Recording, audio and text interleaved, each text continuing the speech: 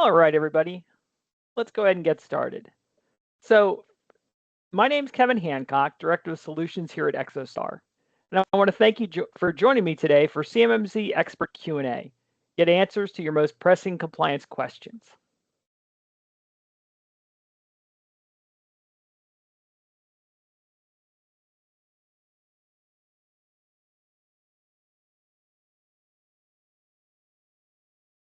Before I dive into today's presentation, just want to cover a few housekeeping details. So today's session is scheduled to last 45 minutes to an hour. Now, today is all about questions and answers. So I'm going to first do the questions that were submitted prior to today's session. I got, I think, 16 of those. Then I'll jump over to the chat portion and answer any questions that came in over that. So you will be muted during today's presentation, but you can submit questions via the chat feature, and I'll cover those once I'm done with the ones that came in via email. If for some reason we do have an outage during today's session, you can try to reconnect a couple of different ways. You can just refresh your screen and come in that way, or you can go back to the email you received and come back into the session by clicking on that URL. If at any time you'd like to speak with an Exostar CMMC expert, you can reach out to us a couple of different ways. You can email us at cmmc-team@exostar.com, or you can come to our website, www.exostar.com. There's a chat feature there on the pages, as well as a form to submit questions.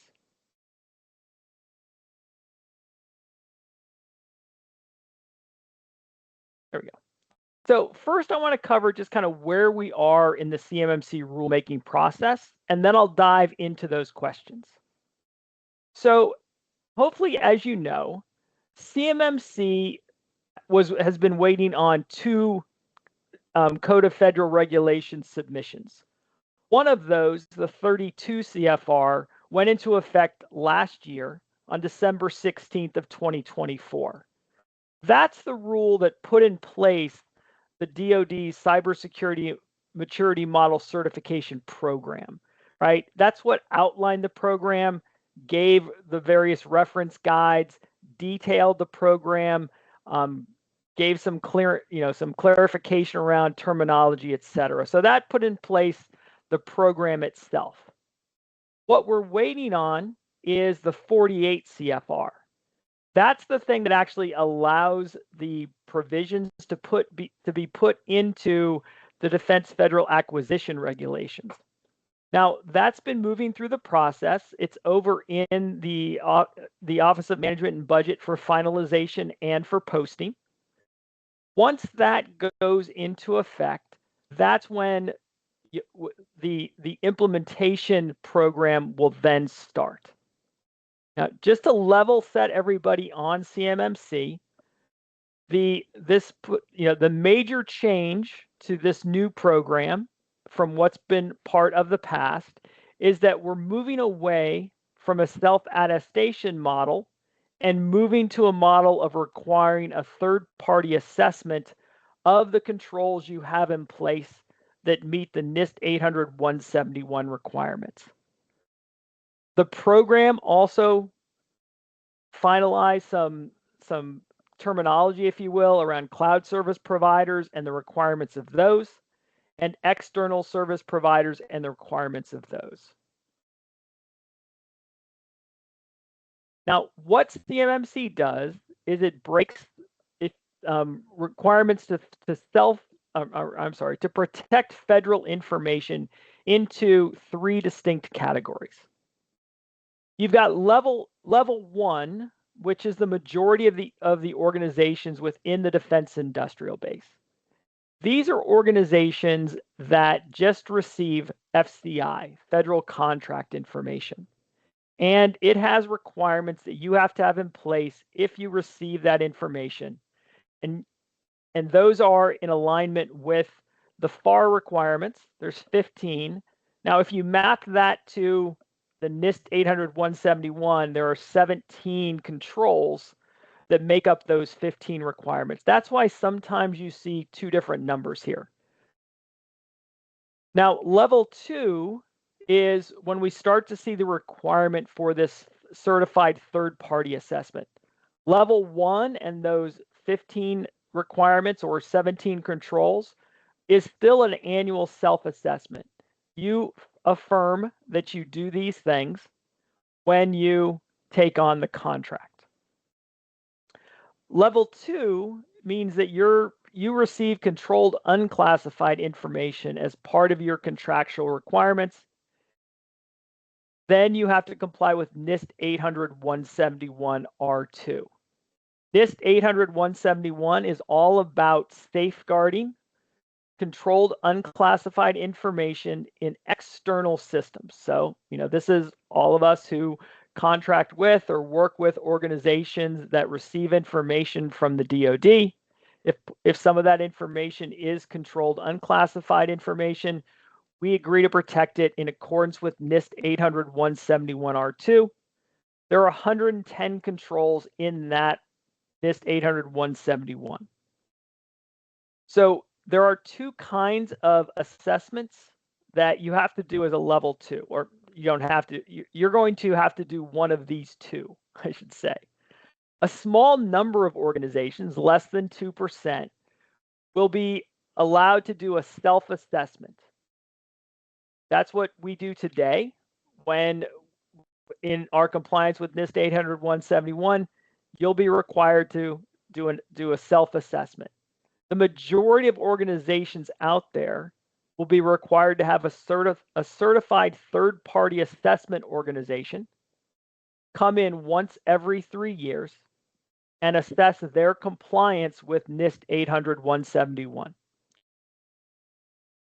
That third-party organization will be the ones who sign off on it, complete the assessment, and then again, it's going to be a once every 3-year requirement. If you're an organization that receives more sensitive or higher category of information, you'll be at level 3. Level 3 is NIST 800-171, as well as 24 additional controls from NIST 800-172. That also is an every 3-year compliance requirement, but DIBCAC will be the ones that are doing that assessment. It's not a C3PAO, it's DIBCAC itself. So that kind of hopefully will level set everybody on the different levels and what those requirements are. Now, once the CMMC gets put in place, is finalized, right? So that's when 48 CFR goes into effect. The DoD has outlined a 3-year implementation plan. It's what you see here. This is taken directly from the DoD's website. And that URL you see on the page there, that about CMMC, this will take you to that same page. So that phase 1 is a 1-year plan where we'll pretty much stay where we are today. The solicitations for bids will require level 1 or level 2 self-assessments. That's what we do today. The major difference is that level 2 self-assessment, you need to be you need to have implemented all 110 controls. Right? In previous versions of this requirement, you've allowed to have what are called POAMs, plans of action and milestones, for controls you may not have in place. With the self-assessment now, that's really not allowed anymore. You've got to have, an assessment that you've got these controls in place.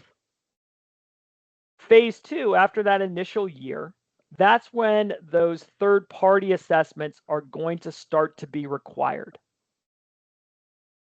After another 12 months, so after 2 years, that's when level 3 certification will start to kick in, right? These are these DIBCAC assessments. And then phase 4, after that 3-year period, that's when the full program will be in place. Now, if you have a question about whether or not your organization will be allowed at level 2 to do self-assessments versus third-party assessments, The answer is it's going to be on a contract by contract basis. The contracting officer will be the one who ultimately determines whether or not for this particular contract we're going to allow for self-assessments or we're going to require third-party assessments. Now, these various requirements around NIST 800-171, and that as being the standard to protect controlled unclassified information, have been in place for a number of years.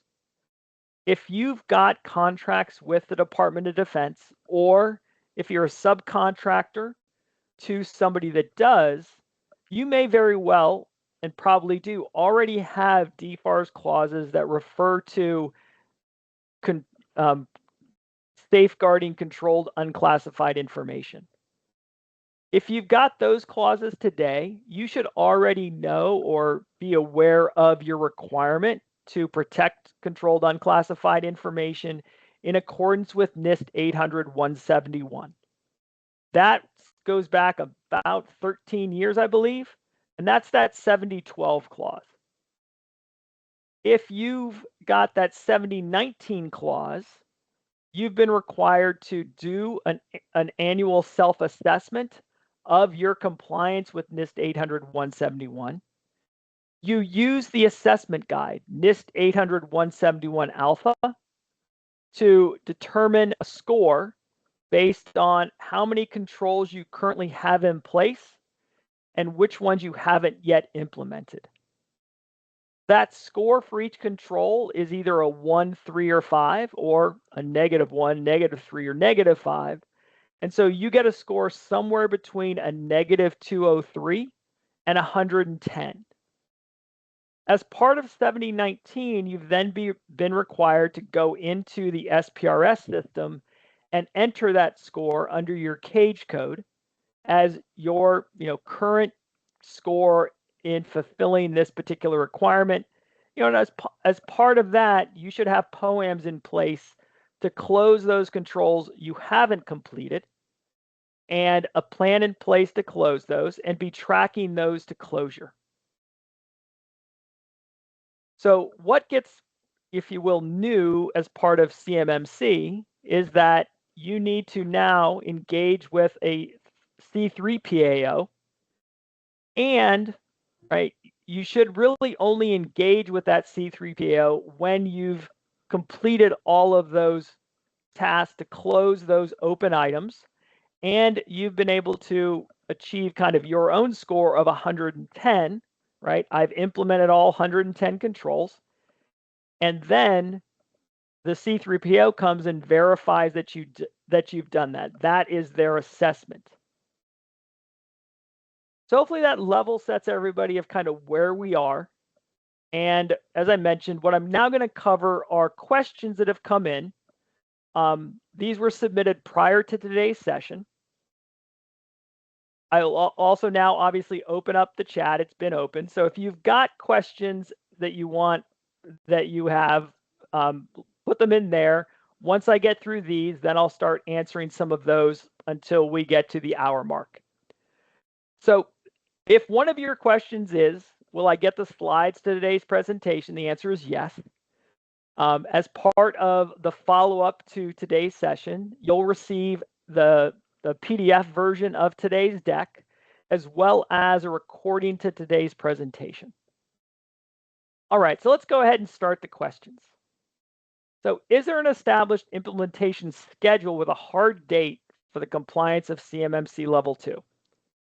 Will third-party attestation for CMMC Level 2 be required by a certain date? So the answer is there isn't a hard date for this yet. And the reason for that is somewhat varied, right? We still aren't positive when the 48 CFR will be complete. The review will be completed by the OMB and sent over to be published in the Federal Registry. That kicks off one element of the timeline. It's expected that that should be, kind of done fairly soon. And the current expectation is that by October 1st, all of those things will be finalized. and the CMMC program will be in effect. That then kicks off that implementation phases.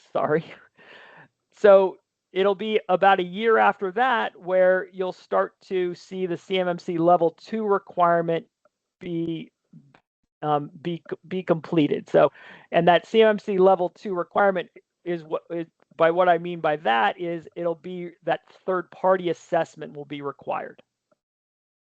So there isn't a firm date, but it's coming, and you really should start to finalize getting to that 110 score and finalize engaging with that third-party assessment organization when you're ready. The reason that, the other reason for that hard date is not having a hard date is it's also going to be determined by contract solicitations, because they're going to, as contracts are put out for bid, that's when they're going to start to have these clauses. Okay. Number 2. So I've completed the NIST before. Is this an update or do I need to do the whole thing again?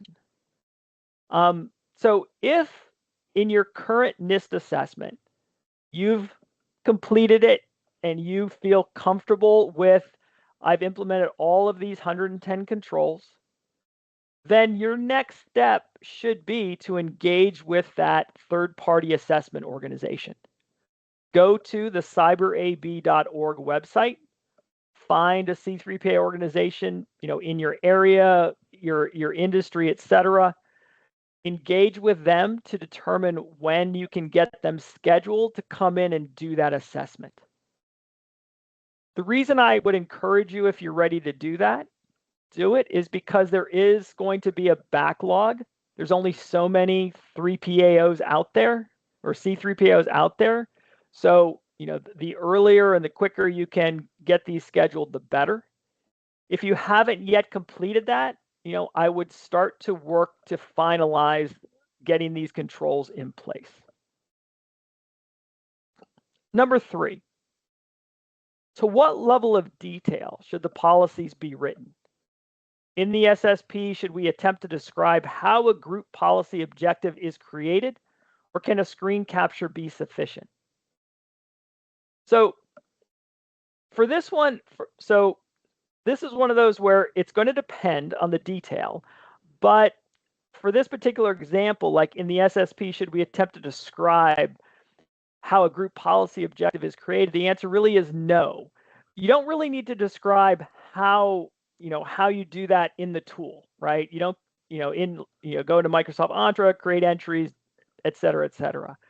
What it needs to be a little higher level than that, in that, we control access to controlled unclassified information or applications that store, transmit, or process CUI by utilizing groups. These are done in Microsoft Azure, or Entra, Microsoft Entra, and these are the groups that have access to it. Those are the kinds of, implementation statements that you want to put around the control. It's not necessarily the detail of how you do it.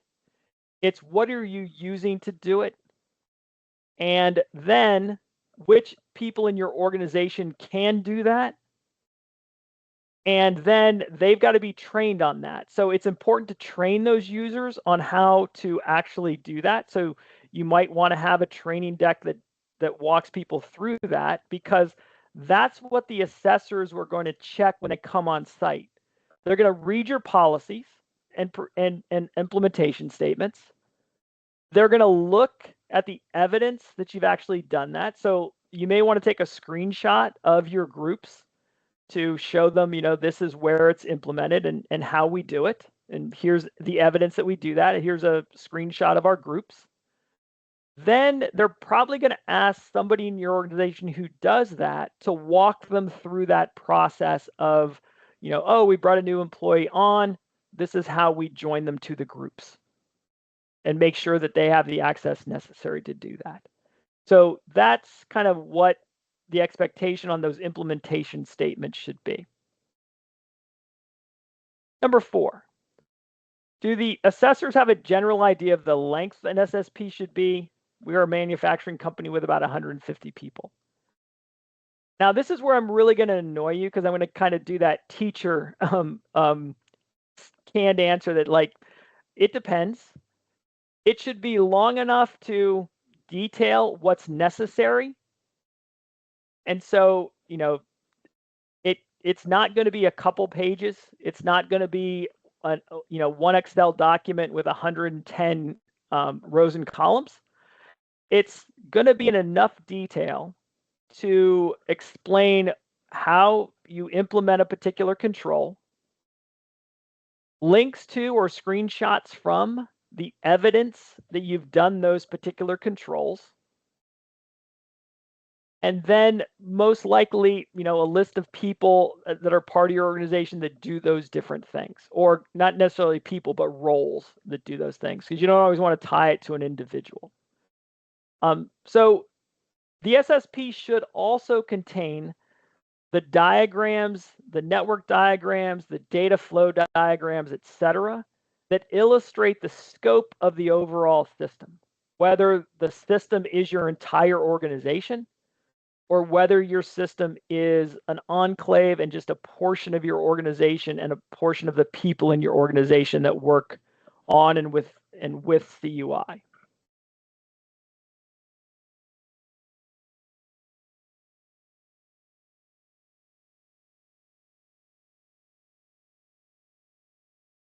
So number 6, how do we know if our evidence is meeting the requirements? Are there specific guidelines for each control to understand what the C3POs will be looking for? So there is, and the requirements are really spelled out in the NIST 800-171 assessment guide. So I pulled that up. So this is just that, right? This is the NIST 800-171 assessment guide. It takes you through each of the different controls and what the controls should contain. So that's what these determine if statements are. So your implementation statement around a particular control should be how you implement these particular controls, right? This is the overall control. This is the things you need to have as part of your implementation of that control. And then this is going to be what they're looking for, right? So this is going to be what they examine to see if you have these things in place. This is going to be who they're going to want to talk to from your organization about how you do these things, and they're going to ask these folks to show them the evidence. And then they may select people from here to do these things, right? So this is that, test that you're actually doing those things, and that the people in your organization are trained to act in the processes, procedures you have in place. So this assessment guide should be kind of your example of, okay, an assessor is going to come on site. This is what I need to be prepared to be able to show them, and what my evidence needs to show that it does.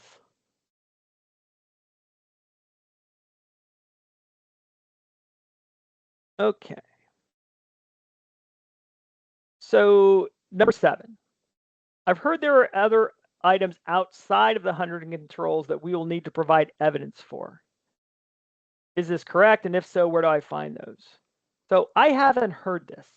As far as I know, and the assessment guide is one of those things that is one of the things that the assessors use as part of their training when they are assessors.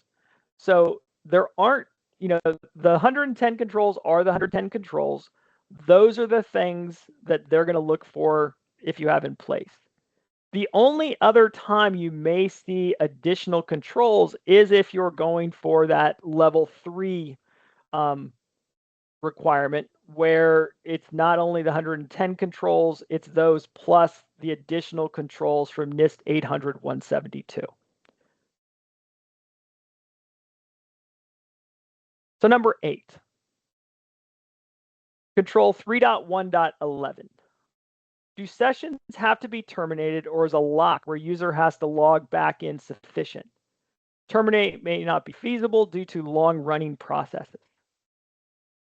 So there is, so sessions are typically done within web connections to particular applications.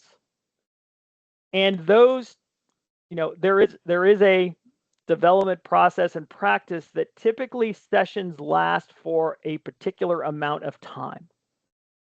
And once those sessions time out, you're either required to relog in or take some other action to show that you're still there. So there's a requirement to terminate sessions. So once a session is done, terminations should be shut down so somebody can't, come back onto your machine and log in. So if you have a long running process that can't be shut down, you could, lock the screen, right? That's not terminating the session. That's allowing the session to run, but the person may have walked away from the screen for a time, and the process can continue to operate. Most applications today do that. Most modern web-based applications will continue to operate, and they'll send, you get a pop-up that says the results are going to be emailed to you, or you'll be notified when the results are done. So if that timeout happens, the process still runs. If not, you may have you absolutely can put in a mitigating control such that we do have a screen lock that kicks in if the screen isn't touched for 5 minutes and requires the user to log back in when do it. So that can be a mitigating control if for some reason you can't terminate a session. So it can be done, yeah. So number 9, how do you know when the documentation and policies you have in place are enough? Again, in this case, I'd really point you to that assessment guide. When you can confidently go through the assessment guide and say, yep, my implementation statement and evidence supports what this says, then it's enough. Now, you may want to, if you're really not sure, you're not confident, etc., you may want to engage with somebody to do what's called a mock assessment. There are a number of organizations out there. Exostar has a number of partners. You can go to the Exostar website under partners, look for our CMMC partners. A number of them do a service called a mock assessment. Well, they'll put on the hat of a C3PAO organization.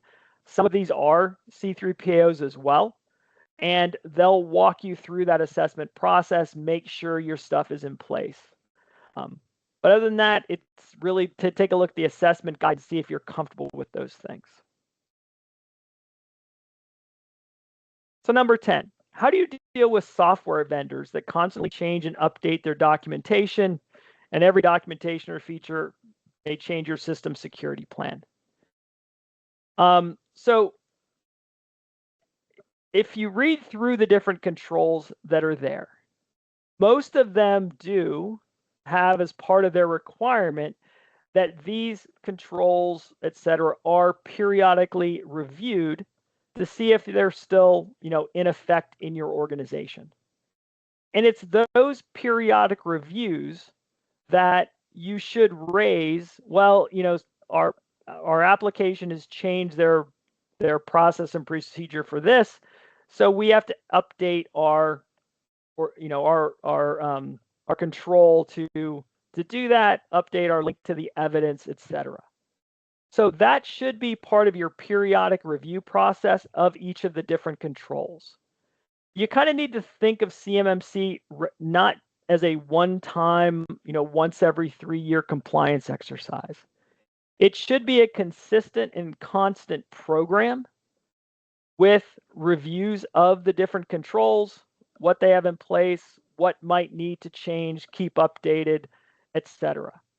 Now, most software vendors do treat their products like manufactured products, right? There are typically versions of all software you're using, including, cloud-based applications. There are particular versions. Every time a new version comes out, it should come with an update, typically called release notes, that tell you all the changes that occurred. And so you do typically have a name of the software and a version of the software that you're currently running. You can tie that back to your SSP, so you can absolutely put that into your SSP underneath that inventory. So one of those items that you have as part of your overall data flow diagram and network diagram, you should also have both a hardware inventory and a software inventory.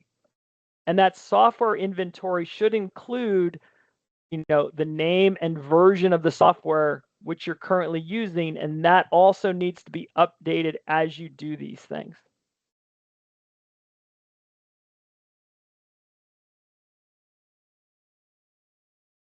All right, number 11. Is it true that moving to level 2 would require that our network IT provider also be required to have level 2 certification? So this is going to be one of those, again, it's gonna kind of depend. When the guidance for CMMC came out, so when 32 CFR was published, it defined an external service provider. That's typically kind of the category that network IT providers would fall under. That organization, the products and the individuals that they may roll out as part of that are going to be assessed as part of your overall system security plan. So depending on, with your network provider, if they have individuals that are monitoring that network, if they're running your NOC, if you will, your network operations center, and those folks are part of your overall, IT plan, then they're going to be considered as part of your controls. Now, they may not have access to CUI, so you can, those may just be a contractor managed asset. They may be, outside your scope. So it's going to depend. Now, you can also, if they do have people that have access to your network and they're going to be part, if you will, staff augmentation type things, then again, how you evaluate those people, how you include them in your overall system security plan, that's going to determine whether or not they also need to carry a level 2 certification.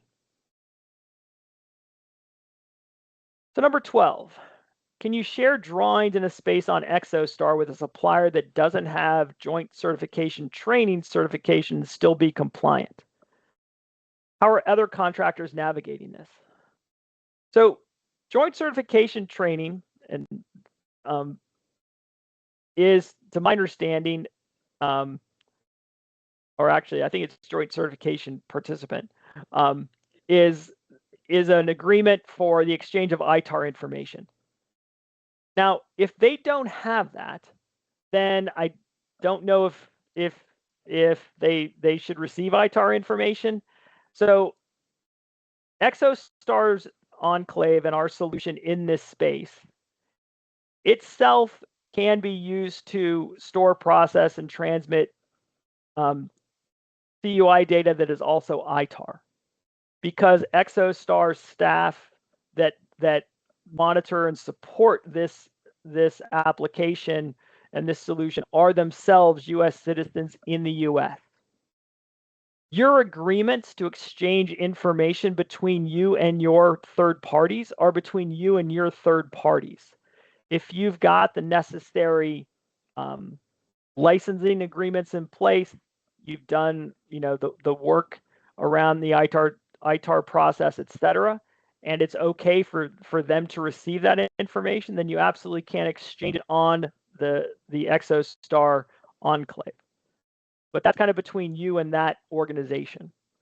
We do have people using that application that are solving this problem of sharing ITAR information with external third parties in that manner, who are part of, the ones they're allowed to distribute that information to. Number 13, is the FIPS validated requirement going away with regard to encryption expectations? I don't believe so. This has been a long-standing requirement to have FIPS 140-2 encryption be the standard for that. So I don't think this is going away. So if somebody has another answer, please put in the chat for all can benefit from it, but I don't think this is going away. I want to know more about how a C3PL will evaluate CMRA in an enclave environment. What control requirements will be necessary for assets outside of the enclave?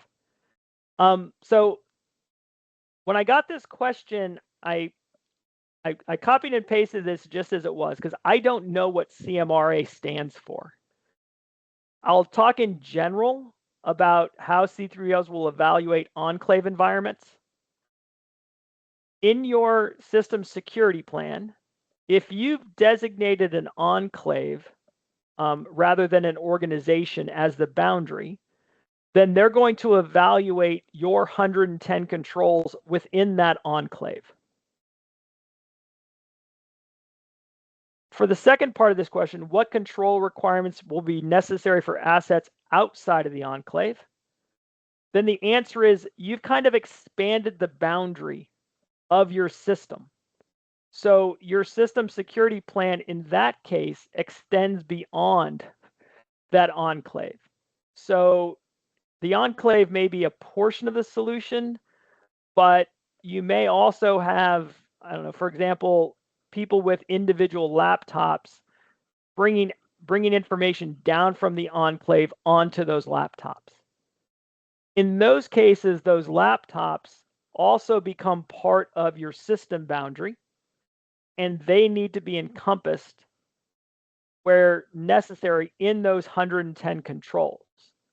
So for example, where you're monitoring endpoints, those devices would have to be part of that monitoring. Those endpoints would have to have, their encryption turned on with FIPS 142 encryption. They'd have to connect to the enclave to download that information via, an encrypted method. Those kinds of things. So if you extend outside that enclave, then you extend the boundary of your overall system. So number 15, when is a realistic expectation to see a firm CMMC2 level 2 requirements in most or all new contracts? Any effect on existing contracts? So as I mentioned before, with the level 2 requirements, most new contracts, you'll start to see the CMMC language appear 60 days after the Rule 48 goes into effect. Now, that level 2 requirement for that initial year is expected to be, per the DoD's implementation plan, to be a requirement for only a self-assessment. So you'll need to self-assess, but your self-assessment should be that, or needs to be fully compliant with NIST 800-171. Then after that first year is when you'll start to see the requirement also encompass those third-party assessments. So if we think that, this is going to appear in contracts in October of 2025, that'll be a self-assessment.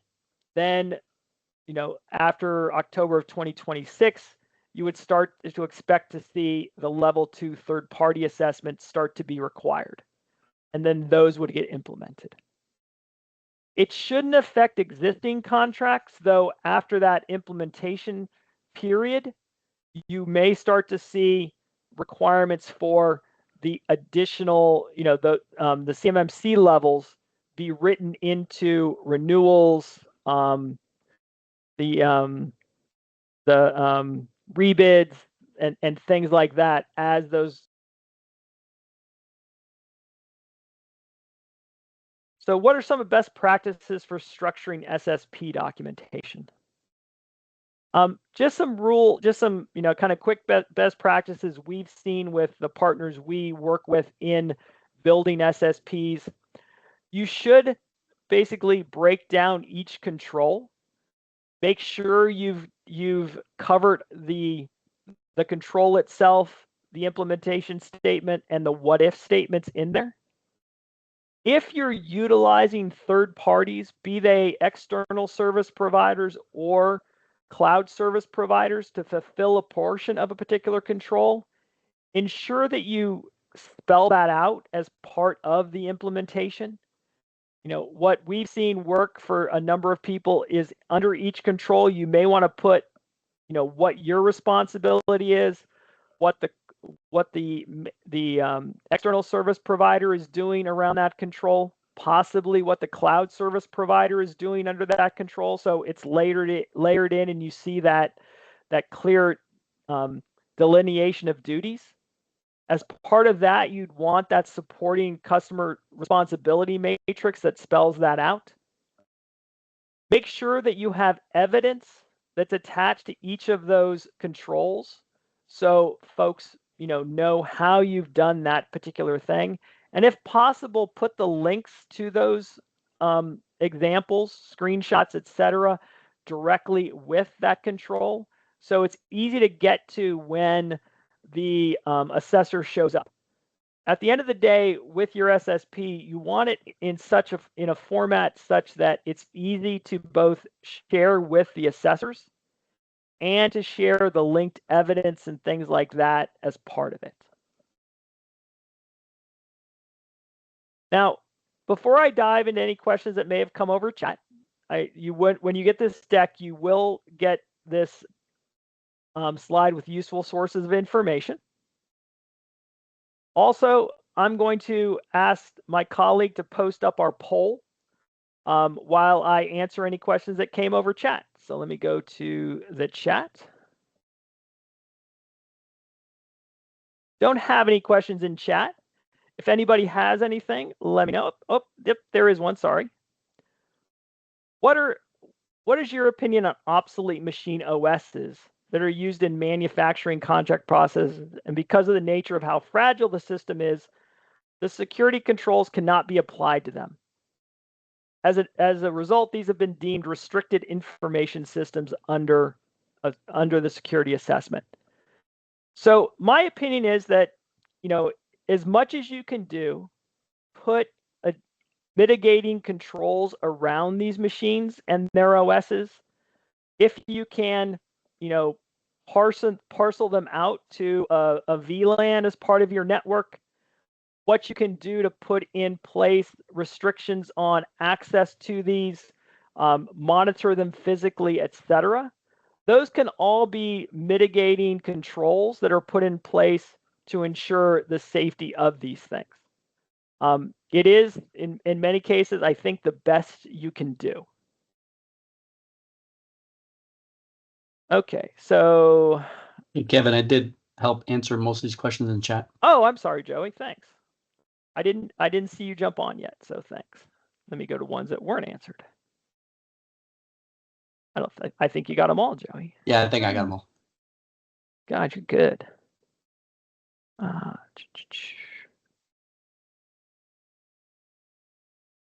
All right, everybody. I think that's it then. Joey, thanks so much for your assist there. Everybody, I thank you for your time and attention today. Hopefully we're able to get to all your questions. If you have others, like I said, reach out to us either via email or come to our website. Everyone have a great rest of the day. Thanks very much.